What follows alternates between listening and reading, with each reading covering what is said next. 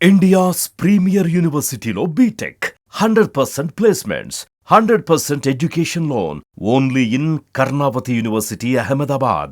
Government విద్యా వ్యవస్థలో ఉన్నంత వరకు ఎన్సీసీ లాంటి వాటిల్లో పార్టిసిపేట్ చేసేవాళ్ళు. తద్వారా దేశభక్తి గురించో కొంత ఫిట్నెస్ గురించో అంత అవేర్నెస్ వచ్చేది. ఎప్పుడైతే ఈ కార్పొరేటీకరణ పెరిగిపోయిందో సో అలాంటివి అసలు కనీసం ఆలోచించడానికి కూడా దగ్గర లేవు. అంతా సార్ చెప్పినట్టు చైనా బ్యాచ్లు వచ్చేసినాయి.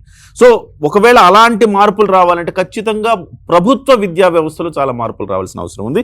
సో ప్రభాకర్ రెడ్డి గారు, ఎట్లాంటి చర్యలు తీసుకుంటే మనం దీని నుంచి బయటపడతాం? నాకెవరో పోల్చడం చెప్పారనమాట. మన పౌల్ట్రీ ఫామ్లో ముందు తింటాయి, వెనకాల గొడ్లు పెడుతుంటాయి.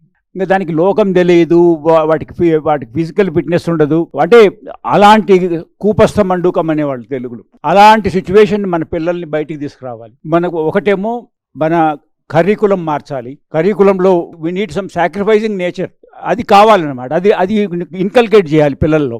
దానికి ఏ విధంగా కరికులం ఉండాలి అనేది చూడాలి. మోస్ట్ ఇంపార్టెంట్, నేను సర్వీస్లో ఉన్నప్పుడు కూడా నేను ప్రాపగేట్ చేసింది ఏంటంటే ఈ డ్రాఫ్టింగ్ అంటారు. అది ఏది ఎవ్రీ పర్సన్ 16 ఏళ్ళు దాటంగానే you must get into army, air force or something for minimum of 2 years up to 5 years. దీనివల్ల ఏమవుతుందంటే వాళ్ళకి డిసిప్లిన్ అంటే ఏంటి, తెల్లవారుజామున 5కు లేయడం అంటే ఏంటి అనేది చాలామందికి తెలియదు పిల్లలకి. తర్వాత హార్డ్షిప్స్ తెలియదు. వాళ్ళు ఆకలి కాకుండానే అన్నం పెట్టేస్తుంటారు అమ్మ వాళ్ళు. అలా కాకుండా ఇప్పుడు మనకు పర్టికులర్గా సౌత్ ఇండియాలో మనకు అసలు ఈ రాజస్థాన్లో ఎలాంటి టెరైన్ ఉంది, లడాఖ్లో ఎలాంటి టెరైన్ ఉంది, ఎన్ని డిఫికల్టీస్ ఉన్నాయనేది చాలా తక్కువ మందికి తెలుసు. ఒక 10% పిల్లలకు కూడా తెలియదు. అవి తెలియాలి అంటే వాళ్ళకి ఆర్మీ దాంట్లో కంపల్సరీగా చేరాలి.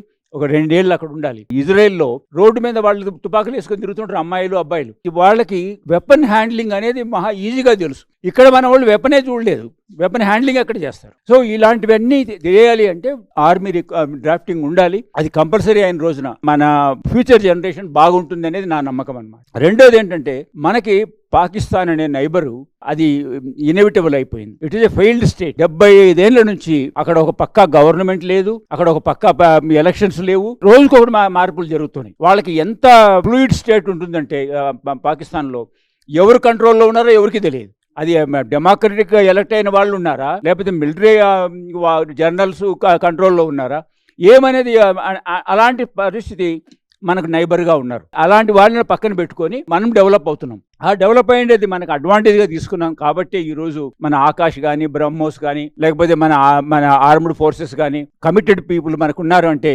బికాజ్ పక్కన మనోళ్ళు ఒక బర్నింగ్ ఇది ఉంది అనేది తెలుసు మనకి. దాన్ని మనం ఇప్పుడు అడ్వాంటేజ్గా తీసుకోవడమే కాకుండా భవిష్యత్తులో నేను మొన్న ఒక ఇంటర్వ్యూ చూశాను. ఒక కామన్ లేడీ ఇన్ కాశ్మీర్ ఎంత బాగా మాట్లాడుతుందంటే, మాకు 370 పోయిన తర్వాత చాలా మార్పులు వచ్చాయి. మాకు రైలు వచ్చింది, ఈరోజు నేను రైలు ఎక్కితే శ్రీనగర్లో ఎక్కితే బాంబేకి ఢిల్లీకి పోగలుగుతాను. ఆమె బాంబేకి ఢిల్లీకి ఎందుకు పోవాలి? ఆమె కానీ ఆమె పిల్లలు కానీ చదువు కోసమో, డబ్బులు సంపాదించుకునే దానికోసమో, లేకపోతే లోకాన్ని చూసేదానికోసమము ఆమెకు అవకాశం వచ్చింది అనేది వాళ్ళకి అవేర్నెస్ వచ్చేసింది కాశ్మీరీస్లో. తర్వాత ఈ టూరిజం పెరిగిన తర్వాత వాళ్ళకు ఉన్నటువంటి వాళ్ళ గూడ్స్ అమ్ముకునే దానికి అవకాశం వచ్చిన తర్వాత అంతవరకు ఏం బిల్డప్ ఇచ్చారంటే వాళ్ళు వచ్చేస్తారు, ఇండియా నుంచి వచ్చేసి మీ భూములు తీసేసుకుంటారు మిమ్మల్ని కూడా అనేది పోయి ఇప్పుడు మనకు ఈ టూరిజం వల్ల మనం బాగా అన్నం తింటున్నాము, ఈ టూరిజం వల్ల వస్తువులు అమ్మగలుగుతున్నాము, మనం సర్వైవల్ బాగుంది అంటే మెటీరియలిస్టిక్ వరల్డ్ లోకి వచ్చేసారు వాళ్ళు. దాన్ని ఉపయోగించుకొని కాశ్మీర్ విల్ బికమ్ ఇంటగ్రేట్ అయిపోవాలి. ఇంటగ్రేట్ అయిపోయినప్పుడు మనం సపరేట్గా అది వేరేగా చూడడం, ఇది వేరేగా చూడడం అనేది జరగదు. సో ఇలాగా మనకి మన ముందు కాలంలో చేసేటువంటి విషయాలలో మన ఎకనామిక్ డెవలప్మెంట్ ఉంటుంది, మన కల్చరల్ డెవలప్మెంట్ ఉంటుంది, అలాగే మన పిల్లల ఫ్యూచర్ భవిష్యత్తులో కూడా కావాల్సినటువంటి విధంగా వాళ్ళు తయారవుతారు.